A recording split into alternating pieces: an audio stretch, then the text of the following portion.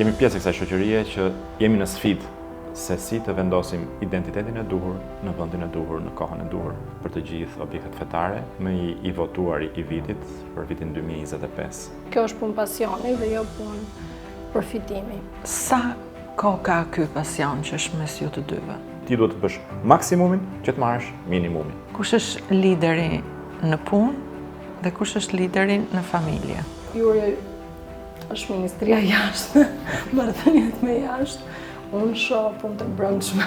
Çfarë është diçka që prindrit e kanë bërë tek ju, po ju nuk dëshironi që ta bëni te fëmijët tuaj?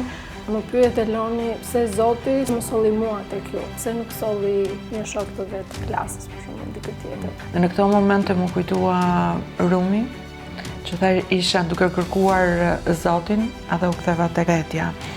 Është një momenti ku ti ndihesh shumë i prisht, pafuqishëm. Hapat e pafundme që bëja rreth e përqark spitalit.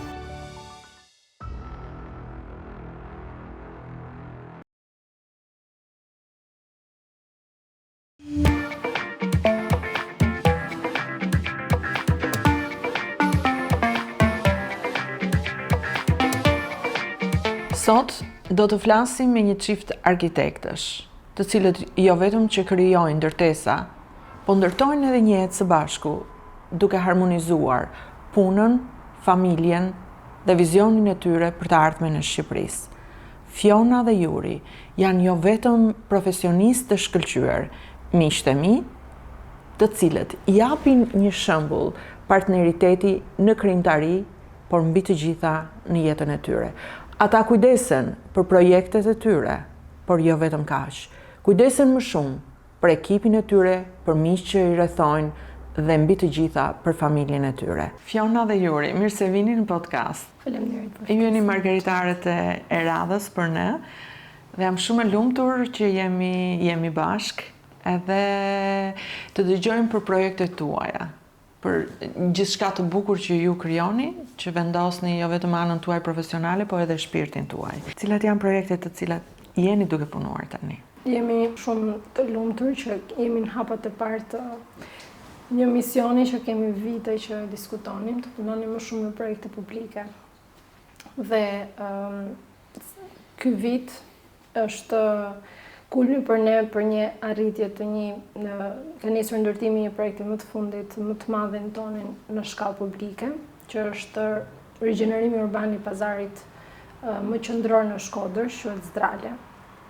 Është një projekt ku ne kemi vendosur shumë nga vetja. Është një kontribut i zyrës për Bashkinë e Shkodrës, për qytetin nga ku kam lindur dhe jam rritur. Dhe është një projekt që synon vërtet i përmirësoj jetën të gjithë atyre banorëve dhe gjithë qytetarëve që përdorin për ditë, por jo vetëm. Ndër të tjera, projektet tona publike janë ato që na pëlqen më shumë të i përmendim nga çdo gjë. Sapo kemi marrë një çmim për Xhaminë e Ballijes në Elbasan.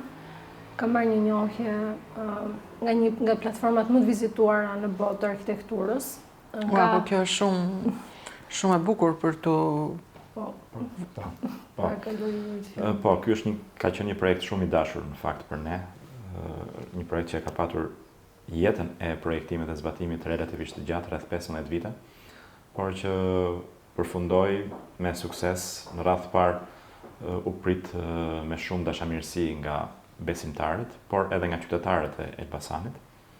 Dhe së fundmi, siç e përmendi Fiona,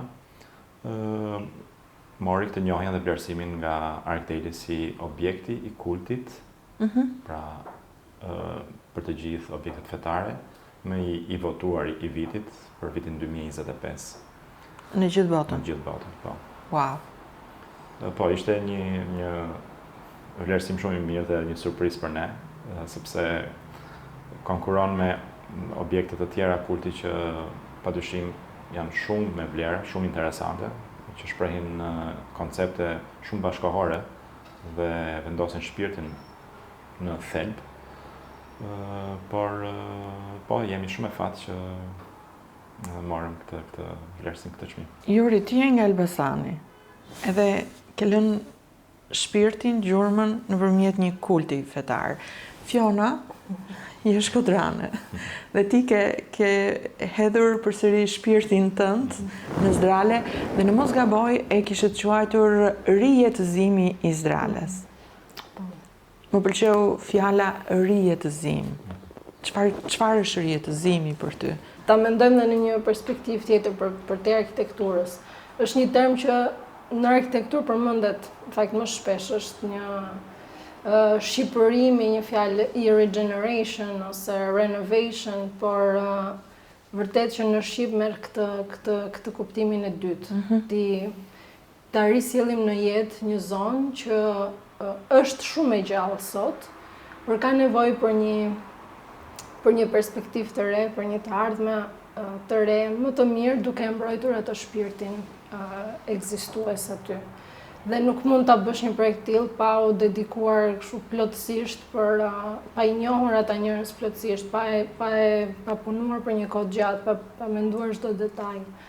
Dhe jemi shumë të lumtur që këtë gjë ne edhe patëm mundësinë që t'ia dhurojmë bashkisë. Kemi dedikuar vërtet çdo gjë me pasionin më të madh dhe me respektin më të madh për ata që e përdorin sot Zdralen, pazarin, për t'i përmirësuar atyre jetën e përditshme. Duke menduar mbi të gjitha për njerëzit, për publikun dhe as pak për investitorët, për privatët, të themi atë që është, sepse kjo është punë pasioni dhe jo punë përfitimi për ne. Sa kohë ka ky pasion që është mes ju të dyve? Po, mes nesh ka nisur shumë natyrisht sepse duke ndarë njëtin profesion. Kjo ka qenë e pashmangshme, por çfarë ka qenë e bukur ka qenë që ka ngjizur mirë në brendësinë e secilit prej nesh dhe ka qenë komplementare. Pra ka qenë ndihmëse dhe plotësuese dhe e pritur mirë nga secila anë. Kjo besoj se na ka ndihmuar shumë që ta kemi më të lehtë që të krijojmë edhe një bashkëjetesë në punë, për të arritur që të menaxhojmë bashkë një zyrë dhe të ndajmë bashkë përgjegjësira që janë përtej derës shtëpisë. E bëni dot këtë ndarjen që këtu jemi në shtëpi edhe këtu jemi në punë? Ju ripërshkon Fiona. Kur shkojmë në punë ne kemi këtë thjesht themi këtu jemi në punë. Kur shkojmë në shtëpi, fatkeqësisht është pak më vështirë të themi këtu jemi në shtëpi. Jemi ne të parë që jemi të përgjegjshëm, jemi përgjegjës për ekipin, për çdo muaj që kalon dhe duhet ta përballojmë dhe me klientët, me të përgjigjurin e çdo projekti, me të bërin punën me cilësinë më të madhe dhe më të mirë që ne mund t'japim nga vetja në çdo hap. Megjithatë jemi shumë të dedikuar që të mos punojmë vonë, themi në shtëpi në një kohë normale, jo si fëmijëria jonë që hanim drekën me prindrit, kjo është tashmë e pamundur. Themi në një kohë shumë, po themi krahasimisht me kolegët tanë, do thoya që ka një balancë të mirë. Mundohemi të mbajmë një balancë të mirë. Kjo është një nga sfidat në fakt e shoqërisë tonë. Se si do të doje ti të identifikohesh si individ kryesisht.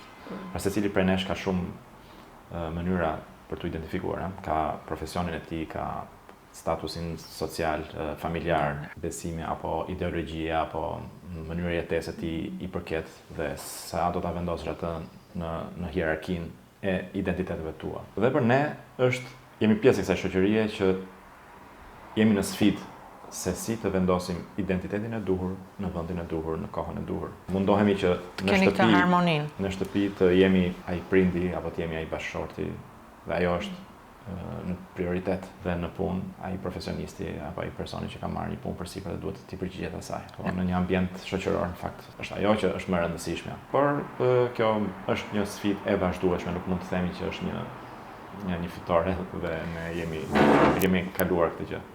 Kush është lideri në punë dhe kush është lideri në familje?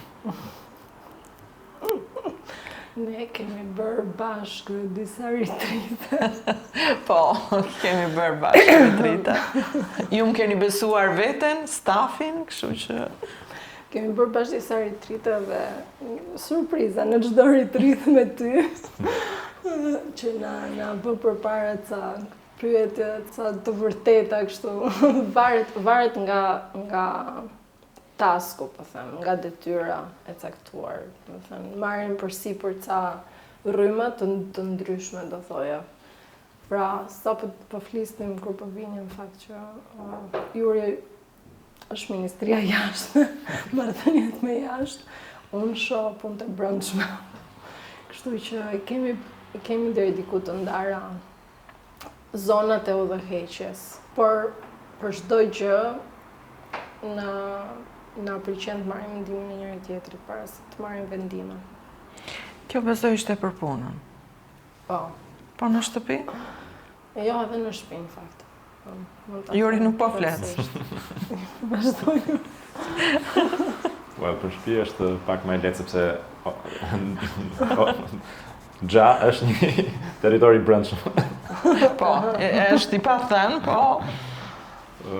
Kështu që po, për shtëpi mendoj se Fiona ka një përkushtim shumë të theksuar se unë. Mua më vjen natyrshëm që të mendoj më përpara për një konflikt që po ndodh mijëra kilometra, qindra mijëra kilometra larg shtëpisë tonë dhe të shpenzoj minuta dhe energji për të, ndërsa Fionës i vjen shumë natyrshëm që të zgjidhë një problem që është këtu, tani, në shtëpinë tonë. Kjo mendoj se është pak edhe e natyrshme, pak edhe fiziologjike. Dim se si të jemi ndonjëherë, se kjo çështja e leadershipit nuk është aq e qartë saç duket. Është kjo metafora e famshme që ti mund të jesh një kokë, por varet se çfarë qafe ke dhe varet se në shtrejtim qafa të kthejnë kokën. Të kthejnë kokën. Pra, ne mendoj se bëjmë një kompromis të mirë midis orientimit që do t'japi qafa dhe pranimit që bën koka. E pas keni zgjidhur këtë pjesë? Deri tani. Deri tani. Shumë mirë. Në rregull. Po mirë, orët e gjumit si i balanconi tani, eksaktësisht në këto momente të jetës tuaj. Sa po ka ardhur vera. Edhe Fiona më tregoi që është një fëmijë mrekullueshëm, dinamike. Elon është fëmia, djali i parë i cili do prap vëmendjen e vet. Si po i menaxhoni këto situata? Shumë vështirë. Shumë vështirë. Në fund duhet ta them këtë shumë troç për të gjithë prindërit besoj e kuptojnë shumë mirë. Se asnjëri nuk të përgatit, nuk ta thot troç, sa e vështirë është. Është shumë e vështirë. Por patjetër që është shumë e bukur, do një përkushtim të jashtëzakonshëm dhe mund të kalosh gjithë ditën me shumë lodhje për të marrë ca buzëqeshje kështu për 5 minuta maksimumi dhe ato do të ngopin. Por jemi njëri me njërin, tjetri me tjetrin dhe vetëm bëjmë ndrime. Jemi totalisht tani të absorbuar nga kjo situatë, pas punës kryesisht. Kur vjen dhe Juri, s'ka pushim.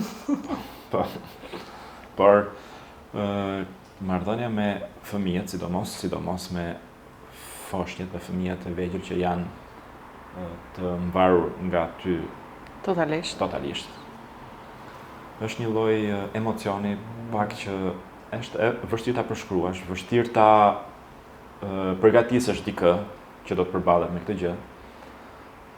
Sepse ka vetëm lodhje, ka sakrificë, ka probleme që ti nuk di si ti përballesh, ka ankth, ka stres, frikë. Janë gjithë këto emocionet që ty ta bëjnë shumë të vështirë. Dhe përballë ke një krijesë që ti nuk e ke njohur më parë, nuk ke ndonjë përvojë.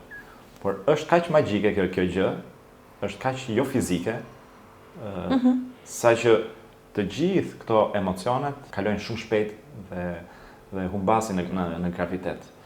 Pra, duhet të ketë padyshim, duhet ishte kaq kështu, se përndryshe nuk do të kishte mënyrë racionale se si njeriu, prindi, përballë këtyre emocioneve, do ta duante, do ta donte, do ta arrinte të kujdesej për një krijesë do shkrihej për këtë një krijesë. krijesë që nuk e ka njohur pavarësisht se ka dalur nga për sidomos për meshkujt është akoma më absurde sepse nuk e patur atë përjetimin që ka nëna.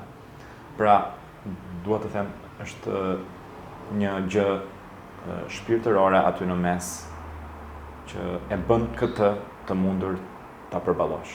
Më ceket pak më përpara që nuk kemi matur luksin që hanim drekën bashkë me prindrit.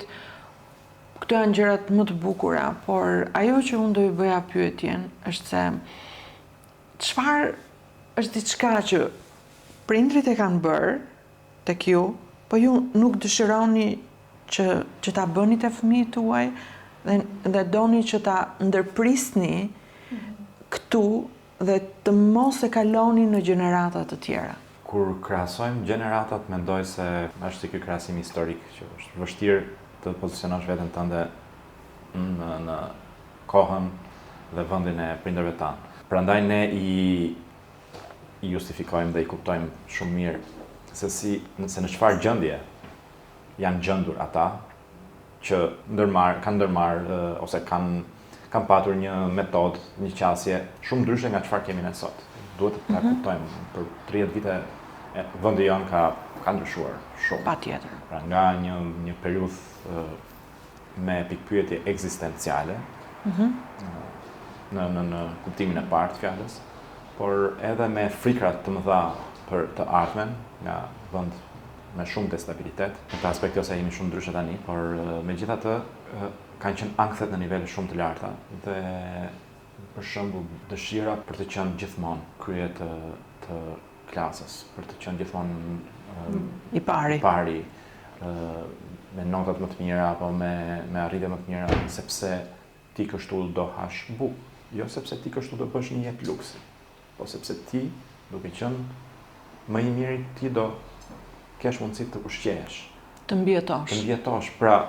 Pra çmimi nuk ishte arritja se ti do shkosh diku. Ky komforti i jashtëzakonshëm që mund të mendojmë sot. Arritja ishte që ti duhet të bësh maksimumin që të marrësh minimumin. Kjo tani për shkak për ne është një gjë që nuk e shohim më kështu. Sepse jemi kushte të ndryshme.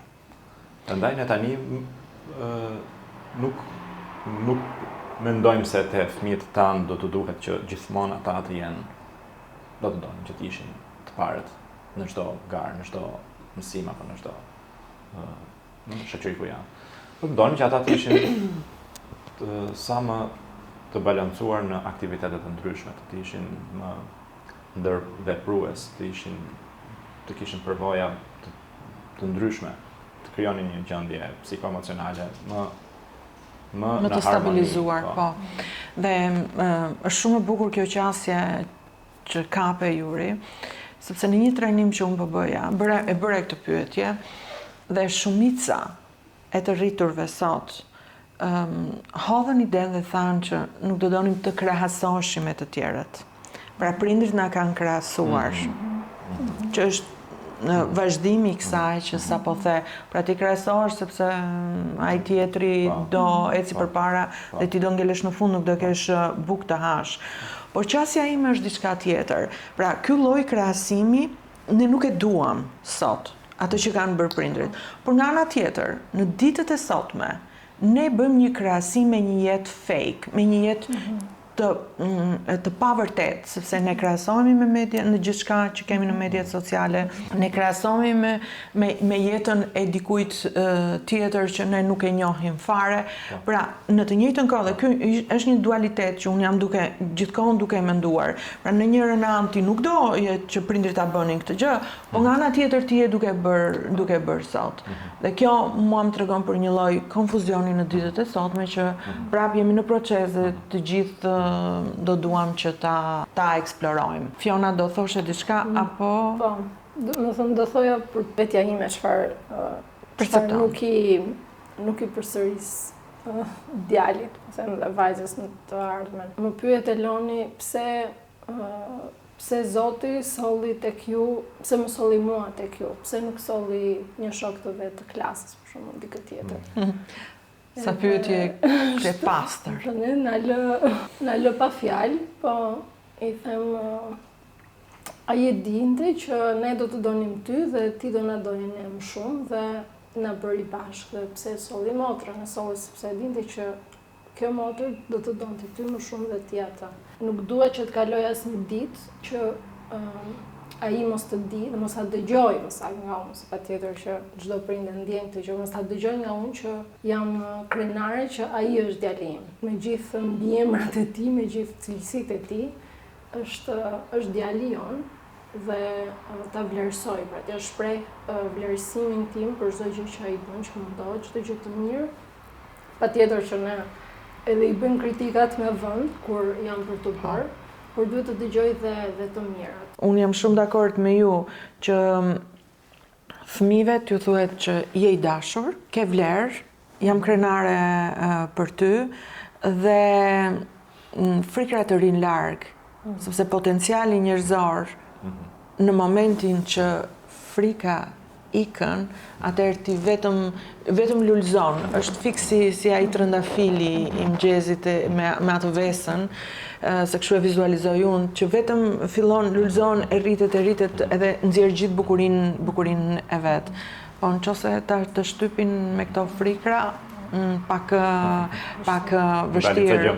Dalin fiks, dalin ca gjëmba. Në vend të petale. Në vend të petaleve, pastaj aty edhe mund të kenë se në jetë ka gjëmba të vegjël, po ty ata gjëmba ku nuk e di se çfarë të duken si spata, dhe pastaj në çdo moment i shikon vetëm gjëmbat, nuk shikon edhe bukurinë e trëndafilit.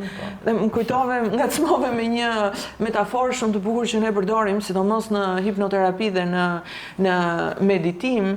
Ne imagjinojmë që është një fushë e mbushur komplet me lule dhe ka parcela të ndara dhe secila parcel ka një lule të veçantë dhe në secilën lule ti ke një karakteristikë të ndën. Pra, një lloj lule simbolizon dashurinë, një tjetër krenarinë, një tjetër seksualitetin, një tjetër përkushtimin. Dhe ti kontrollon aty tek fusha jote dhe shikon se çfarë të mungon, cila lule. Dhe ti e mbjell atë lule që ti dëshiron. E shikon kur rritet, e shikon kur zhvillohet. Dhe në fund, përpara se të dalësh nga kopshti, ti mbledh buqetën tënde. Pra, merr me vete atë gjë që ti dëshiron dhe pastaj të çosh tek të tjerët. Dhe kjo është ajo bukuria e gjithçka dhe emocionit. Dhe për të rikthyer te pjesa juaj, sepse ma përmendët shumë shpesh pjesën shpirtërore dhe te arkitektura. Dhe për të rikthyer përsëri tek ajo pjesë që po më thoshit gjithë kohës, arkitektura, pjesa emocionale. A mundeni të më shpjegoni pak më shumë, sepse nga studimet e fundit tregohet që në spitalet psikiatrike, në momentet kur ka më shumë dritë, kur ka ngjyra më të lehta, pacientët kanë një rikuperim më të shpejtë. Në burgje, ku përsëri ka dritare, ka hapësira të qiellit, të burgosurit ulin agresivitetin e tyre.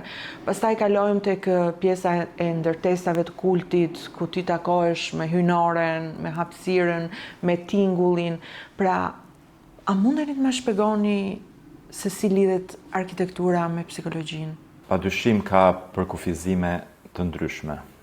Ka shumë studime të bëra në këtë gjë, po unë do doja më shumë që ta merrja pak nga perspektiva jonë. Bi arkitekturën dhe estetikën dhe emocionin dhe psikologjinë, kryesisht ka referenca që nuk i përkasin shekullit të fundit. Do duhet të shkojmë disa shekuj më përpara që të kuptojmë vërtet një shmangje ose një gjithëpërfshirje se si arkitektura është pjesë e një përjetimi të tërë. Po padyshim, në vitet e fundit ka një reflektim të ri në këtë aspekt dhe ne i përkasim këtij grupi të këtij reflektimi. Nga një këndvështrim jo shumë klasik, sipas shkollës shpirtërore metafizike sufiste, arkitektura konsiderohet si arti në renditje, arti i dytë më i shenjtë, arti i parë është kaligrafia, shkrimi i vjeshtave, i vargjeve kuranore dhe profetike. Por arkitektura ka një rol shumë të rëndësishëm dhe konsiderohet arti më i rëndësishëm në impaktin që ka në jetën në tokë.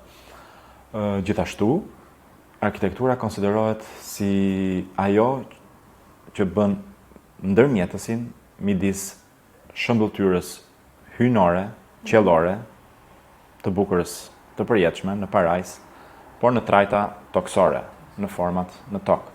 Pra ka një përgjegjësi shumë të madhe. Kur e mendon fjalën estetik, patjetër që të gjithë e kanë kanë një nocion se çfarë është estetika në çdo moment ditës.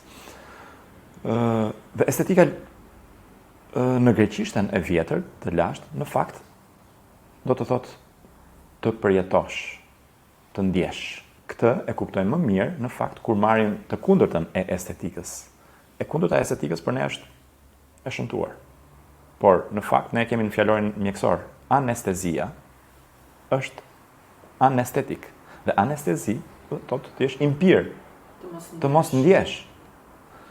Pra, e bukura dhe emocioni janë shumë të lidhura me njëra tjetrën. Të ndjesh do të thotë që ti po kupton të bukurën, po e përjeton të bukurën. Po e përjeton të bukurën, një pjesë e saj. Kështu që ne kemi një përgjegjësi të madhe me profesionin ton, të arrim të krijojmë hapësira që përcjellin emocione dhe një përjetim pozitiv për njerëzit. Fiona, si ke të lidhur ti këtë pjesën e psikologjisë dhe si investon tek stafi yt, sepse edhe hapësira ku qëndrojnë, edhe drita ndikojnë tek ankthi, te depresioni, deri tek ataku panikut, se nëse ti je në një hapësirë të mbyllur, shumica vuajnë nga klaustrofobia, apo nga ajo ndjesia e presionit, apo e të qenurit shumë i kufizuar, të gjitha këto element ndikojnë edhe në produktivitet. Jemi shumë të përkushtuar që çdo që punon në Common Sense Studio, se jo më kot kemi vënë këtë emër dhe mundohemi që këtë emër ta jetojmë dhe ta vëmë në zbatim çdo ditë.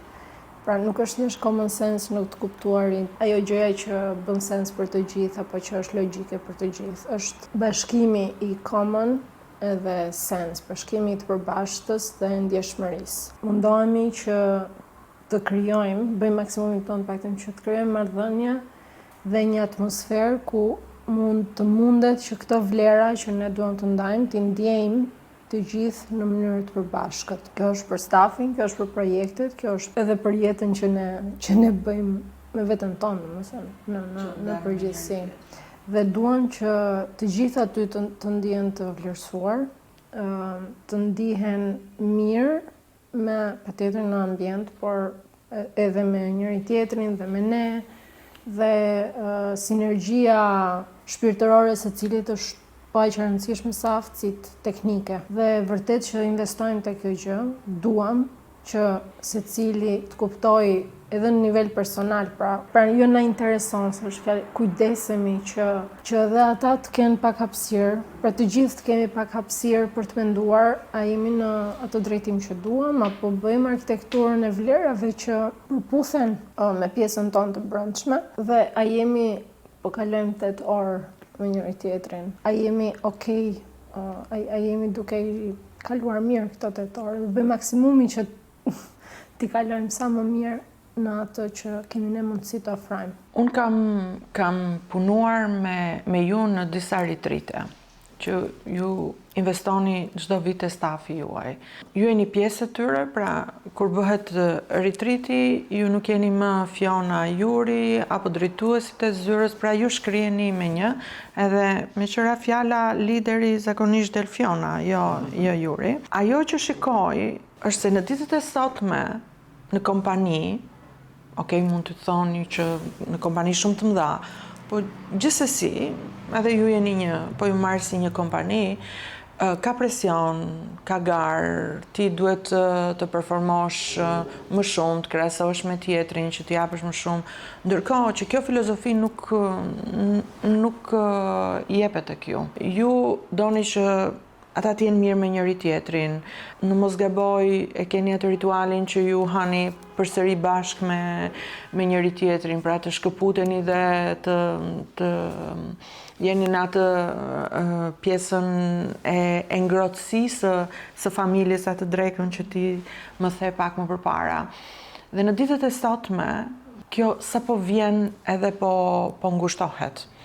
Dhe shumica pëlqejnë që të jenë pjesë e një kompanie shumë të madhe, të kenë një identitet tek ajo kompani, që jemi në rregull dhe këtu nuk ka absolutisht asnjë pjesë gjykimi, por në këtë rast po flasim për ju, ndërkohë që tek ju ata kanë identitet si qenie njerëzore. Pra me vlerat e tyre dhe ky identitet përcillet më pas tek puna që ju bëni. Ajo që unë do ta them është se kjo gjë kaq e bukur vjen nga një çift që Juri është besimtar mysliman dhe në këtë moment është duke agjëruar. Gotën e kemi lënë për efekt të së bukurës, të estetikës, dekor. Dhe ndërkohë Fiona është një femër e krishterë që ka studiuar në të gjitha shkollat katolike në Shkodër dhe është në periudhën e kreshmës. Nuk di nëse ka një gjë akoma më të bukur se kaq, që ju suportoni njëri tjetrin dhe ndërthurni këto vlera të përbashkëta me një pikë që është më larta dhe është hyjnorja. Dua ta vlerësoj shumë faktin që para 2 vjetësh ne kemi qenë bashkë në kishën e Zojës në Shkodër për Krishtlindje dhe dhurata më e madhe që na u bë ne dhe miqve tanë ishte prezenca e Jurit. Si do vazhdoni ju në këtë gjë kaq të bukur spirituale? Si do e çoni tek të tjerët?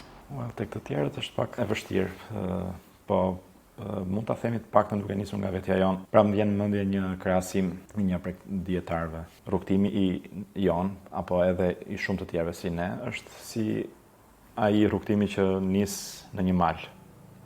2 persona që fillojnë edhe ngjisin një mal nga vende të ndryshme.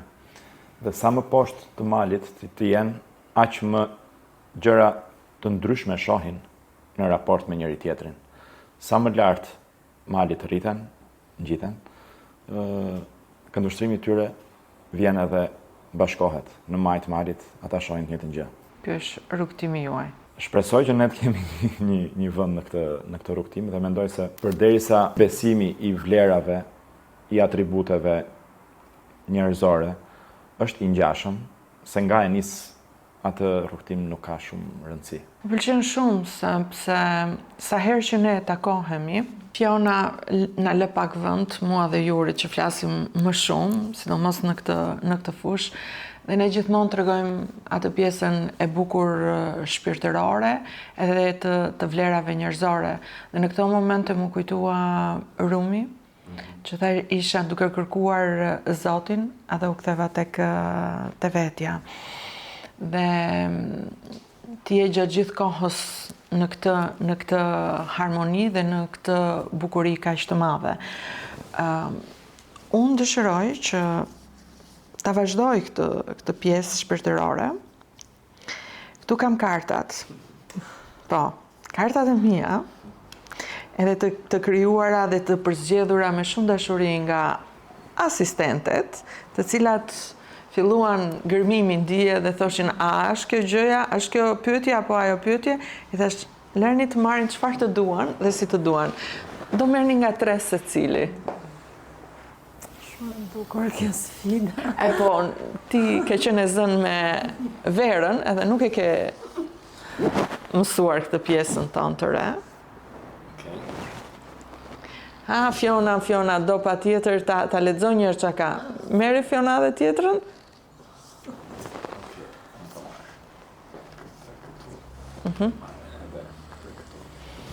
Kush të doj? Këto janë pyetje për secilin nga ju. Pra, unë e bëj Fionës. Jo, ti do ta bësh vetes. Mos e kalo, Juri, përgjigjo. S'kam si ti shpëtoj, ja? Ke si shpëton, po Juri ktheu dhe këmbët nga ana tjetër, filloi u kthye pak në mbrojtje tani me mua.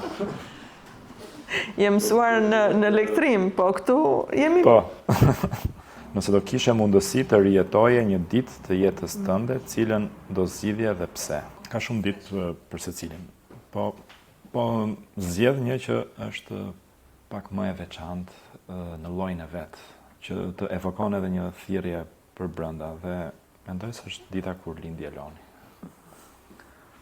Dita kur ne u bëm prindër, unë bëra baba dhe më kujtohen ato momentet e pritjes gjatë kohës që Fiona ishte në sallë, hapat e pafundme që bëja rreth e përqark spitalit, në atë frikën, atë emocionin, por kryesisht ankthi që gjërat shkonin mirë, sepse ishte një mbingarkesë emocionale. Është ai momenti ku ti ndihesh shumë i brisht, pafuqishëm. Nuk janë më gjërat në dorën tënde, nuk janë në dorën e askujt, është vetëm një këndvështrim se si ti mund ta shikosh si gjërat ndodhin, por këndvështrimin tim është një gjë shumë vertikale, hynare që ti shpreson që në fillim gjërat të bëhen mirë dhe që gjërat të janë të mbara me këtë gjë që ti je bërë shkak. Bëhemi shkaqe për ngjarje, po shpresojmë gjithmonë që të bëhemi shkaqe për gjëra që janë në shërbim të një misioni më hyjnor, më të madh se sa interesat vetjake shumë kalimtare tonat. Pra, një ngarkesë përgjegjësie, një ngarkesë përgjegjësie pra për diçka më të madhe se vetja, por një ngarkesë përgjegjësie fizike, gjërat të ecin mirë në shëndet, sepse është nëna e fëmijës aty në jeta e saj. Pra, mendoj se me të gjitha këto përjetime do ta rizgjidhja, ta jetoj edhe një herë këtë. Edhe sa herë të tjera. Juri, unë e kam jetuar edhe herë në dytë. Tani, herë në dytë. Por mund të them që emocioni është... Fiona u mbështet. Juri, dhe sa herë të tjera do doje? Këtë temë kemi vendosur, mos ta diskutojmë për ca kohë. Për momentin, okej. Po unë e di. Kemi një heshtje elektorale. Atëherë, mund ta them, Fiona. Ishte nga gjërat më të bukura, kur Fiona ka bërë një vizualizim, dhe ka folur për pemët që ishin fëmijët, edhe unë kam dokument akoma, sepse ka pikturuar atë pjesë, edhe sa ishin aty, Fiona? Kujtoj fleura. Katër Lisa. Po gjithë familja ishin. Dhe këta ishin fëmijët e Fionës. Dhe ajo që mbaj mend unë prej teje, Fiona, më kujton një zonjë, një arkitekte shumë të njohur dhe më ke treguar që ishte një grua në mosh, doli përpara publikut, ishte dhe kur filloi prezantimin e vet, e filloi dhe thoshte unë jam ky nën, unë jam gjyshe dhe pastaj ishte arkitekte dhe ky është një frymëzim shumë i madh. Pra që tregon se ti mundesh të jesh nën, mund të jesh femër, bashorte shumë e mirë, por në të njëjtën kohë të kesh edhe karrierën tënde. Kështu që kjo është, i shikojmë ata lisat e tjerë. Vazhdojmë, Fiona? Nëse do ishte e mundur t'i drejtoje Zotit vetëm një pyetje, cila është ajo? Sa e dëshirova që t'y binte dikujt prej jush kjo pyetje. Jam çdo ditë duke jetuar me këtë pyetje, që është kush është kuptimi i të qenurit këtu, i të ardhurit këtu në këtë kohë. Dhe s'dua ta them këtë shumë një drejtim nga vetja ime, do të kuptoj veten time. Jo, është një drejtim që unë të kuptoj çfarë duhet të bëj për çdo ditë, apo bëj atë që duhet të ishte misioni im, që më është besuar ose që më është dhënë kur unë kam mundur të marr frymë, domethënë. Dhe apo e përmbush atë gjë apo jo. Tjetër pyetjet janë të shumta, mund ta bëj. Kush është misioni jot? Pëlqen shumë. E kemi një pyetje tjetër, kështu po besoj se do të jetë aty. Juri. Nëse do të duhej një zgjidhje midis një kujtimi të lumtur ose një mësimi të rëndësishëm, cilin zgjidhje? Mendoj se kjo është relativisht më e thjeshtë për mua, për tipin tim. Nuk e di si e karakterizonin në psikologjik këtë, po midis kujtimeve, pra të lumtura sa do të jenë të shkuara dhe një mësim i rëndësishëm për të ardhmen, unë jam te kjo e dyta, vuaj pak ndoshta edhe nga ankthi, se një mësim i rëndësishëm. Jemi të gjithë pjesë. Nuk shpëtojmë dot në momentet të caktuara. Dhe që mua më pëlqen ta them, ankthi ka është si zilja që të tringëllon dhe të thotë përmendu se ka diçka tani dhe nuk është gjithmonë se themi po ankthi negativ, nuk është negativ. Kështu që po, unë do të zgjidhja një mësim të rëndësishëm. Dhe cili ishte ky mësim? Një mësim se si të menaxhosh këto situatat e sprovës madhe ekzistenciale. Kjo do më vlente, pra për mos humbur të ruan, për mos kthyer në rebelim. Për të vazhduar rrugtimin drejt malit. Po. Okej. Fiona? Cilat janë shpërblimet e të qenit guximtar në historinë tënde? Në një nga takimet tona, të shumta, shumë i bukur për mua, më pyete kur sheh në pasqyrë çfarë do të shohësh. U përgjigja që dua të shoh një njeri të vërtet, të thjesht, të konfident. Gjitha këta janë pak a shumë e njëjta gjë kur i them kështu dhe kuptova që jam aty. Nuk doja të shikoj dikë tjetër përveç se asaj që po jetoj. Në të vërtetë. Dhe ky ishte një shpërblim shumë i madh që kuptova në momenti që po flisnim bashkë, domethënë e vërteta dhe ajo thellësia në të jetuarin ato të vërtetës, të përditshme është një dhuratë e vazhdueshme. Nëse do mund të kaloje një ditë në këpucët e dikujt tjetër, kë do zgjidhje, pse?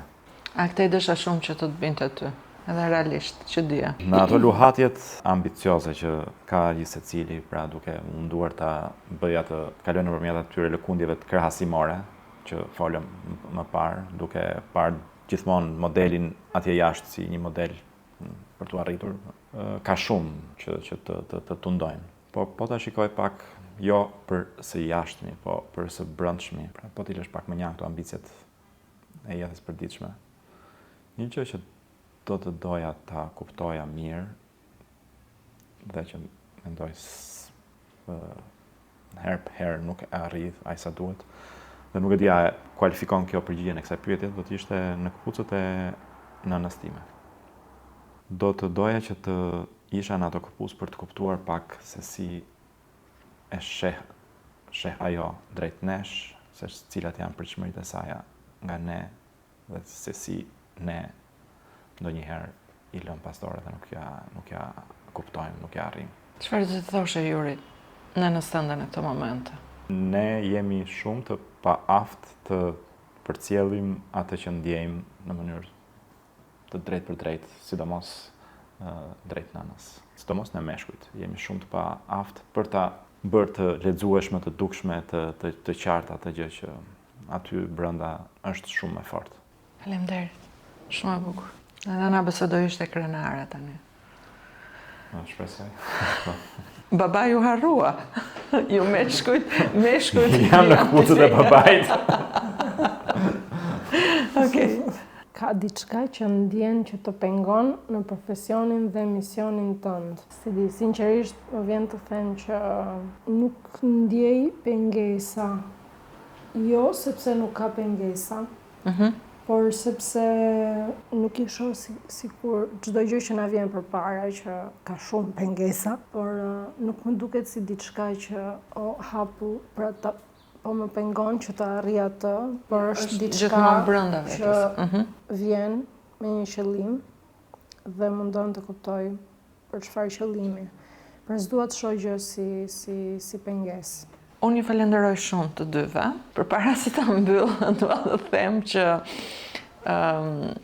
përgëzoj të gjitha ata burrat, se gjithmonë përgëzojmë gratë, po të gjitha ata burrat, të cilët ditën e parë kur bën baballar, vinë vërdallat, nësaj hapësirës, ndjen të pafuqishëm, ndjen askushi, nuk din se si të shprejnë emocionet, dhe ne duhet ta vlerësojmë këtë pjesë, është shumë e bukur për të treguar. Gjithmonë dalim emocionet tek femrat, se si ndjejnë, u bënën, por nuk kujdesemi për emocionet e meshkujve që Juri faleminderit që i shprehe, që i ndave, edhe në këtë rast po respektojmë dhe gjithë burrat e tjerë, dhe respektojmë mami Fionën, e cila ka të guximin, dhe unë e shikoj si ajo zonja pas shumë vitesh Fiona të tregoj për gjithë ecurinë e vet, edhe këtë bashkëpunim do thosha, ose partneritet në të gjitha dimensionet tuaja. Dhe dua ta them me zë shumë të lartë që vlerësoj jashtë mase, që në të gjitha komunikimet tuaja, edhe në daljet tuaja, pavarësisht se punoni bashkë, Juri dëshiron gjithmonë që në prezantim, përpara publikut, përpara gjithë njerëzve, të jetë Fiona. Dhe kjo është shumë vlerë. Ju falenderoj shumë. Faleminderit.